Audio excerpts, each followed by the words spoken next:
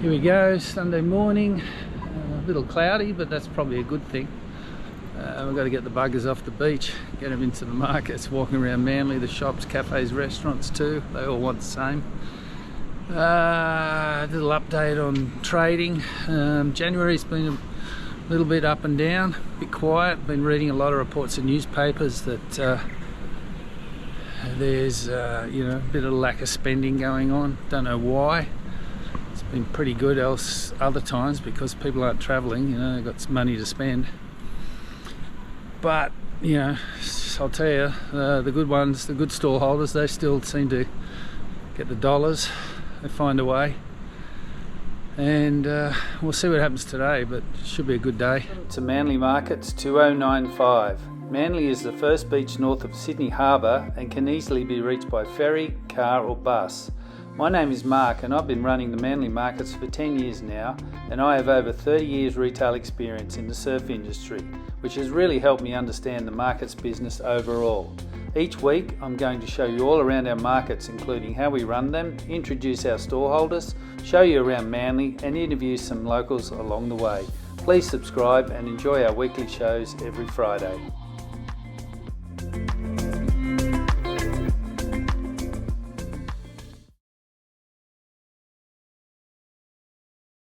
Okay, here with Montana. How are you, Hello. Montana? I'm good, thank you. How are you? Yeah, good. So you're a bit of a success story with the markets. Just telling me now you started in November 21? Yeah, November 20. November 20. Yeah, November 20. So yeah. Been here over a year now, but it was a year ago that I quit my job. And how did you get into this? Were you doing this part-time or? Almost part-time, so I worked full-time in like a corporate job. Started painting during COVID, just because like everyone we get a bit down. So I started painting in COVID, just something to do, and all of a sudden I had all this stock, and then started pestering you to be like, can I have a stall please? Yes, that's right. Sell, and eventually got a stall, and literally from day one it's just been a roaring success. Yeah, it just took off, didn't it? Did it surprise you how well it went? Yes, because obviously if I said no, then I'd be a wee bit big-headed, but I did put a lot of work into it, so to try and put my best foot forwards. Yes. So that I was kind of like hitting the ground running. But obviously it's been a massive learning curve, because you don't just get to snap your fingers and one day you've got a market stall and an amazing business. Yes. And it just takes off. It's every single week, it's learning, it's seeing what sells, what doesn't, improving, bringing new products. Yeah, so it's been great, and I just feel like it's going up and up and up.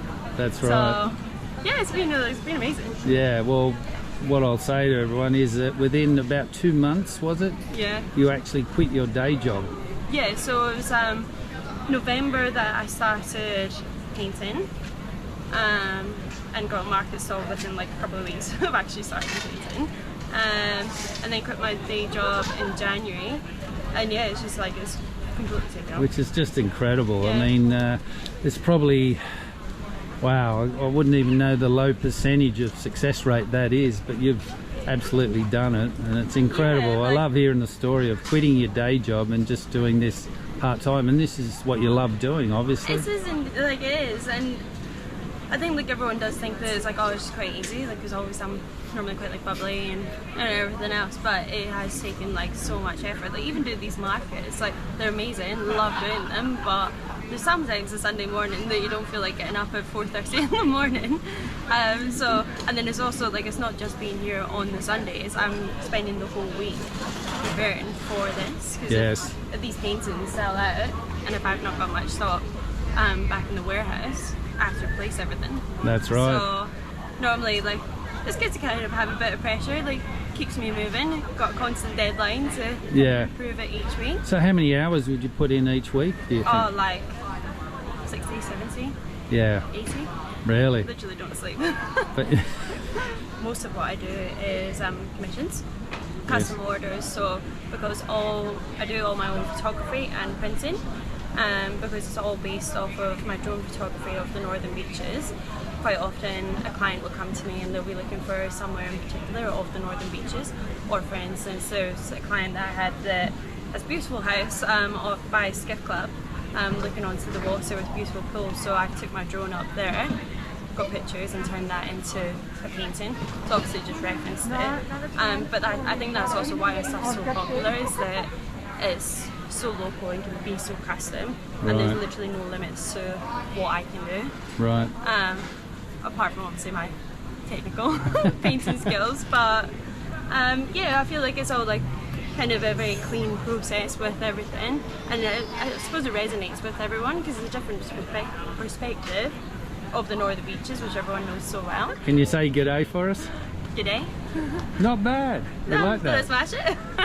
Well, keep on smashing it, and we love having you here. Thank you so much. Good morning, Mark. How are you today? All right, I just wanted to talk to you about your brooches and pendants, please. Absolutely. What's the process? So the process is called cloisonné. It's a very ancient technique when you melt enamel into silver and you separate enamel by tiny silver wires. Better show you step by step. So if you can see it properly, first step is just to sketch what you want to do. Second step is just to take a silver base, and those are tiny silver wires. So with those wires you create your sketch as close as possible. Then you apply the enamel layer on top of layers, and eventually you put inside the kiln for about 600-700 degrees. Silver melting point is about 700, so at 600 just top of the silver melts for the enamel to blend in. You take them out, polish them off, and that's how they're done.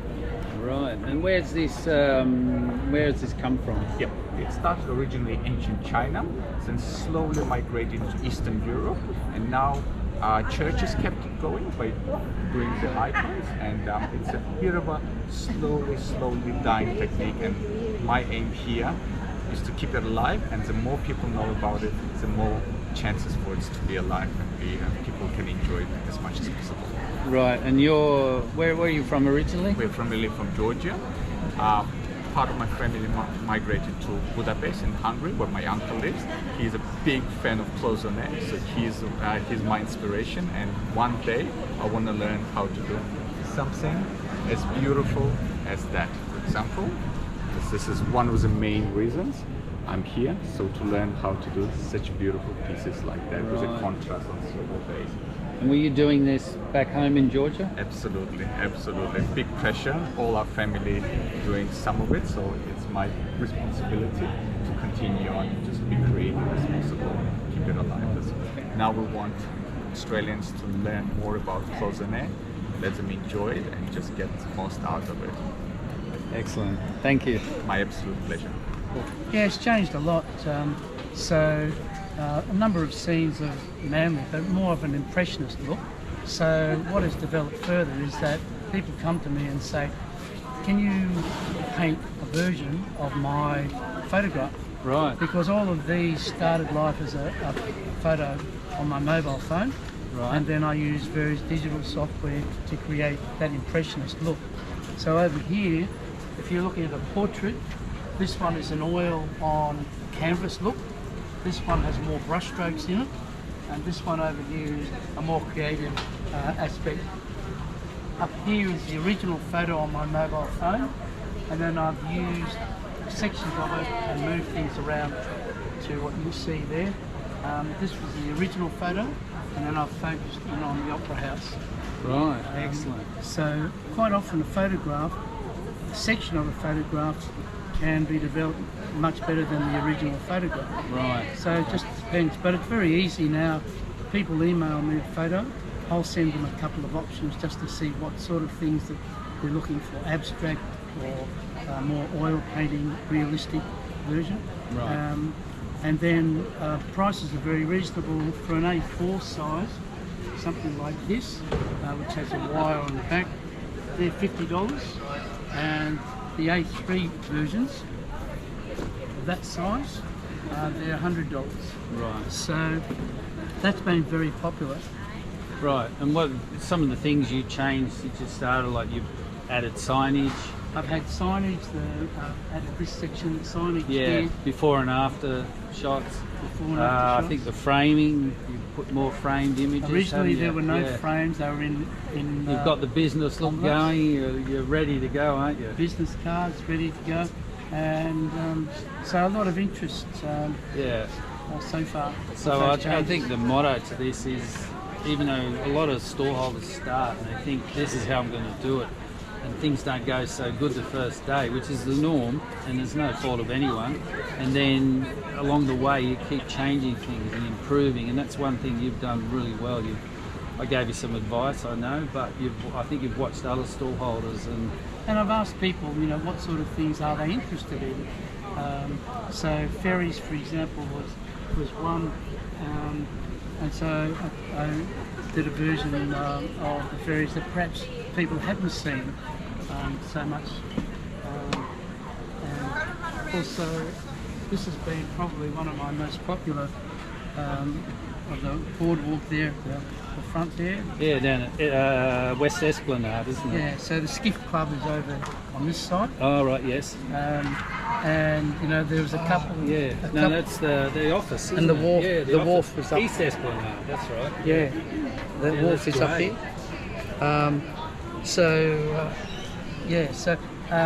There'd been a young couple that first met. Right, in this area. In this area. Fantastic. So there's a lot of reasons why people buy, but a daughter who has bought a portrait of their parents, and they had the oil painting version. Once people see, this is possible. So it's a matter of getting your story across, isn't it? And that's what you've done. You've got the signage, you've got the book before and after shots, you've got the presentation right. It's a good looking stall now compared to when you started. You could tell it was your first day. It's been evolving. But as I said, that's no fault, and a lot of people go through that process. But through listening and changing, you've become a professional stall holder, I must say. So well done. So thank you. The most satisfying comment has been from a number of people, and they come down and say, I haven't seen anything like this before. This is really beautiful. So that's a very pleasing comment to hear as well. Well, it's been about 8 months since I've been in the market. I went to Canada to visit family and got stuck over there during the lockdown. Right. So I'm back and I have a spot back at the market, which is amazing. Super stoked to be here. Super stoked to be in summer, not minus 25. Yeah, That's right. Awesome. What were you doing while you were over there?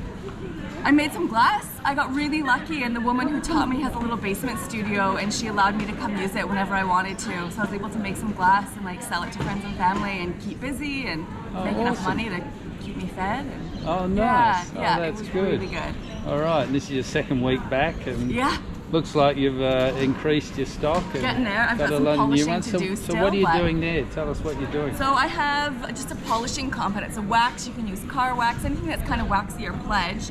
And I just apply hold that it. Up for us. It seals it. It makes it shiny, and then so once it dries, I'll polish it off. I'll buff it off, and it will make all the solder lines nice and shiny. It'll clean the glass. It protects it a bit. Right. Yeah. And is this because stained glass has been around forever, as you know, with all very we traditional. know in churches and that. Is that the same glass they were using centuries ago, or what's? The glass manufacturers, I'm sure, have changed a bit over the years, but glass is glass, really, and it's a very similar technique to what's been done. It's a very traditional technique. So there's two different ways. I do what's called the Tiffany style. So it's like the old traditional lampshades. Right. We're done in Tiffany style.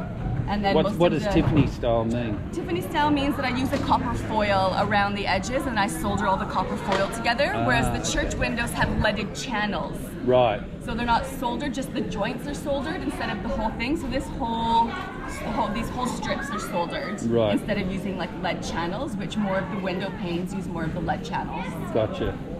But a similar technique otherwise though. You cut the glass to fit, and then you hold it all together and hope it stays. Yeah, excellent. Well, we love having you here with your stained glass, and welcome back. Thanks it's nice so much. to see your so smiling face again. Yeah. You can see how happy you are. That's great. All right, have a good day. Thanks, you too. So, Jackie, you've been in our markets now how long? 3 weeks to my third week. Oh, nice. How's it going for you? Oh, yeah, pretty good. I mean, I've got a lot of people saying, are you going to be here next week? I've sold some product. And everybody comes in and feels it, which is the whole point. It's very touchy-feely, very sort of textured and soft, the work that I do. Yeah, you do wall hangings? I do woven wall hangings, I do macra weave. So this is used with merino wool, and recycled sari silk that comes from Peru or India. Really? So it's upcycled and recycled, which I'm really proud that I'm doing that. I really love supporting other industries in other countries. That's you know, right. for those, yeah, we love the those word women. upcycle and recycle at markets, don't we? Yeah, And then the people do too. Are you Of finding course. more and more of that? Yeah, I mean, I don't have a sign saying it, but I'm thinking about it. Yeah, I would But suggest. because yeah. I think that it's so this one here is one of my latest ones, and I've just done a few little different bits and pieces here. So that's based on the colour of cream with just a pop of colour there. That's hand painted silk. Wow. Yeah, and a lot of the stuff that I get, it's actually spun, dyed, and made into yarn here in New South Wales in Guyana. So I try and buy local, or within Australia. Sure. And I also do this, which is shibori. So shibori is a very old Japanese traditional form of dyeing with indigo, the colour Right. indigo.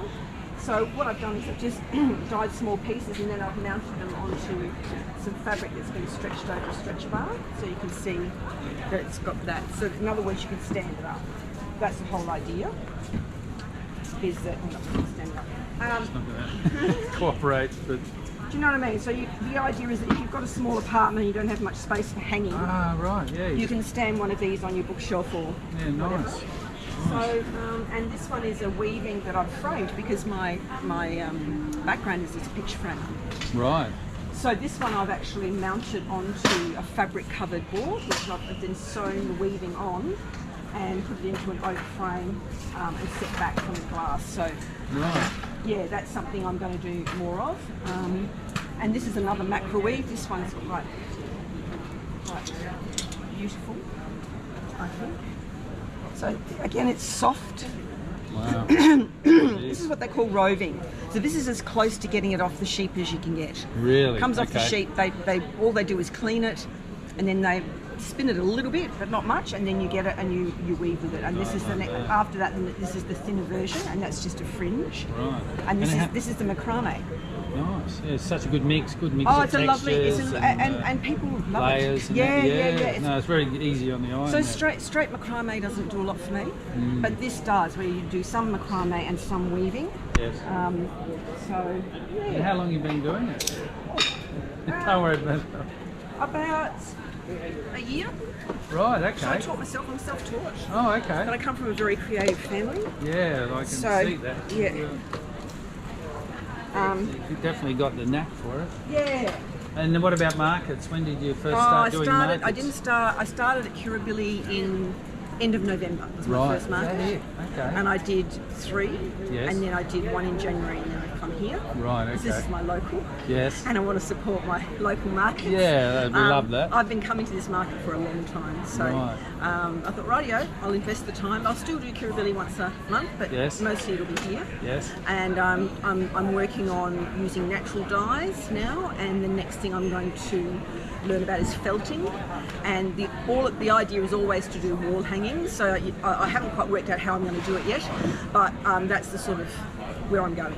great. It's called eco printing, where you get plants and you roll them up and put them into a dye, and it comes out with the leaf print on the fabric. Oh, so I love the sound of that. that's what I'm incredible. doing Yeah. next. I'm just So working what on have it. you learned since you started doing markets? What have you changed since day one? What did you hit the ground running and it was all? No, I pretty think much that okay? because I had my daughters helped me, but because I know about colours and presentation, all that sort of thing. I think in terms of how I present, it's fine. I've added hanging things on the marquees since I've come here.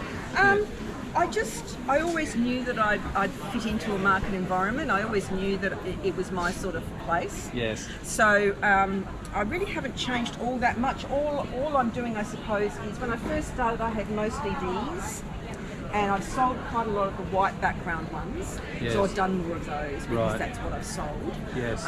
And this idea, people like to know what it looks like. So that's like a fish or 2 fish swimming. Right. And this one's like a flower. So Nice. people, to me, I love the abstraction of these, but people want to know what are they. Yes. So they need to recognise something. So that's a bit harder to do with shibori, but I'm going to certainly head in that direction. And with the Yes. eco printing, it'll be more of a botanical theme. Yes. Yeah. I mean, your store looks great. Thank you. The only suggestion I would, Yeah. and you said it, was a sign. Yes, I'm going I to. think you need a sign because you've got a great story behind your product. So what I'm going to do, my daughter suggested that I get like what Montana's got there. Yeah, with the And printed sign on your Printed sign on the tablecloth. fabric, and yeah. I'm going to introduce framing as well because I'm a, as I said, I'm a framer, and I do have a framing business that I sort of died in COVID. And I thought, well, why not? Yes. So I'm going to get a sign made up Yes. of that, and a Right. sign made up of the fact that I'm using upcycled and recycled. Exactly, and, yeah. you know, Tell your story, local- yeah. I mean, local. for all the stallholders out there, Yeah, that's what you need to do. Yeah. Tell your story before the people talk to you. that's right. And then you'll get that engagement That's straight right. away after Yeah. that. Yeah, yeah. So- look, I love your product, Oh, and thank I you. love having you Yeah, here. yeah, it's You're great. a nice lady, yeah, and It's- you fit in very yeah, well in it- our it- market. It So connects, yeah. I Yeah. do. I've connected with quite a few people here, and that's the course other you thing have. is sense of community, which I think is so important, particularly after we've come through COVID and. You know, you weren't able to go and have a coffee with your mate or, you know, Yeah. stop and chat to the lady next door. So I think that sense of community is really important. Yeah. And it'll be great once people start, you know, coming from interstate to Manly and doing the walk, which of course they're going to do. Yes. And then hopefully the international tourists will Internationals. come and they go, oh, this is, you know, uniquely Australian and Yes. might want to take something home with them. exactly. So and these No. are easy to take home because you just roll them up. That's it. That's important. Yeah. All right. Well, thanks. Yeah. Have a great Thank day. you. Yeah, I will. Thank you very much.